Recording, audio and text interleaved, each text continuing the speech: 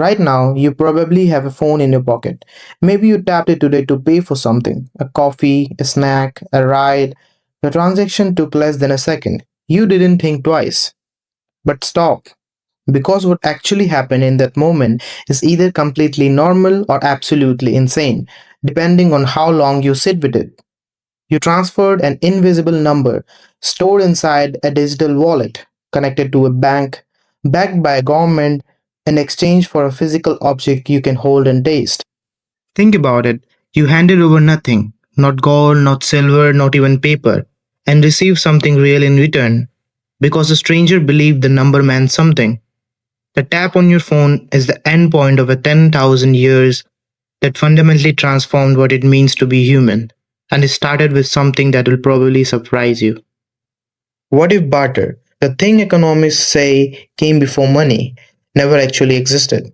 Because according to one of the most comprehensive anthropological studies ever conducted on the subject, it didn't. The standard story goes like this. Before money, people bartered. Farmer has wheat, neighbor has goats. They trade, simple, clean, logical.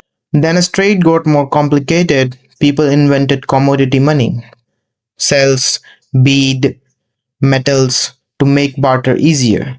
Then came coins, then paper, then banks, a clean ladder. One innovation stacking nearly on the last. There's just one problem. Anthropologist David Graeber published his findings in a book called Depth, The First 5,000 Years. What he found dismantled the standard story completely. Pure barter economies, where strangers regularly traded goods with no ongoing relationship, almost never existed anywhere in the historical record. What came before money was not barter at all.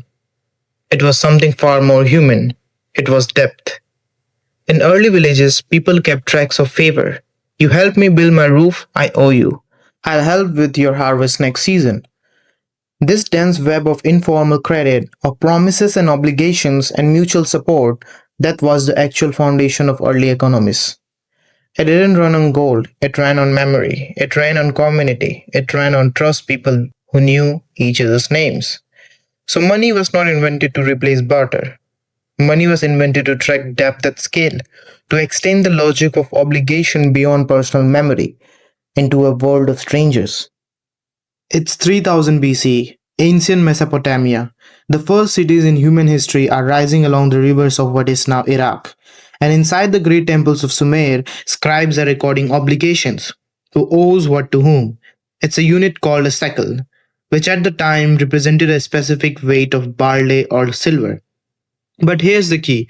You didn't carry grain to the market, you carried a clay tablet, certifying that you had grain stored in the temple. The tablet was the money. The grain was just the backup. This is the first great twist in the entire history of money. The earliest money was not a physical object. It was information. It was a record of what someone was owed.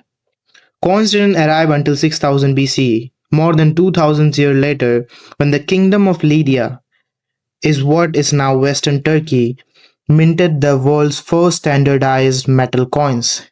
Each coin was stamped with a royal seal, guaranteeing its weight and purity. Before that, every time you paid someone in silver, both of you had to weigh it, test it, and argue about its value.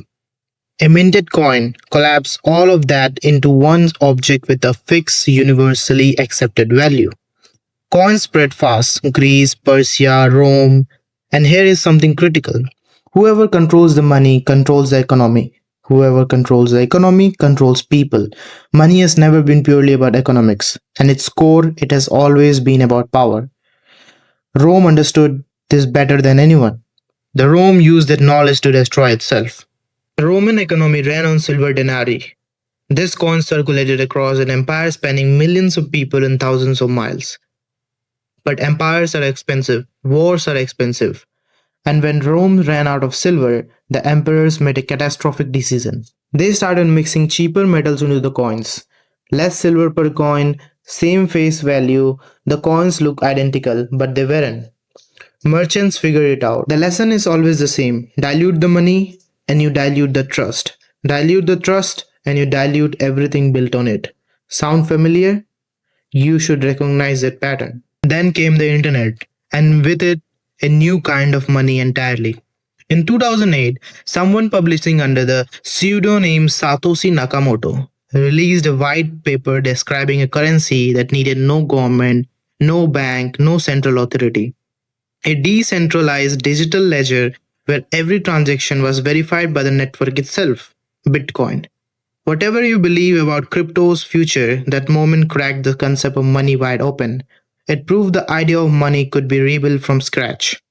And in India, a quieter revolution was already underway. In 2016, the Unified Payments Interface (UPI) made instant bank to bank transfer possible from any smartphone using nothing more than a virtual payment address.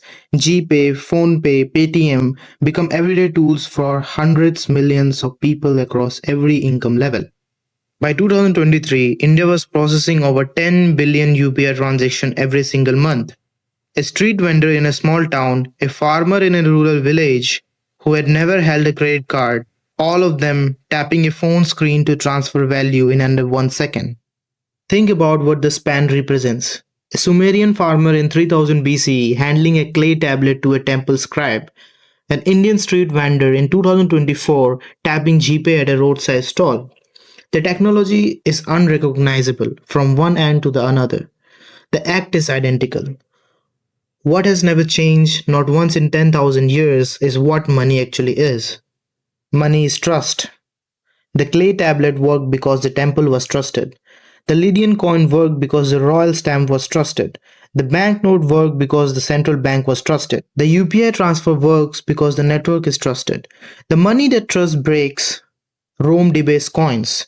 Weimar Germany's inflation in the 1920s, the bank panics of 1929, the high profile crypto collapses of recent years. Money breaks with it. Because money was never made of gold or paper or code, it was always made of belief. The object changes, the network changes, the speed changes, the belief never does. Understand what you're actually doing. You're participating in the oldest human act there is. You're actually extending trust to a stranger.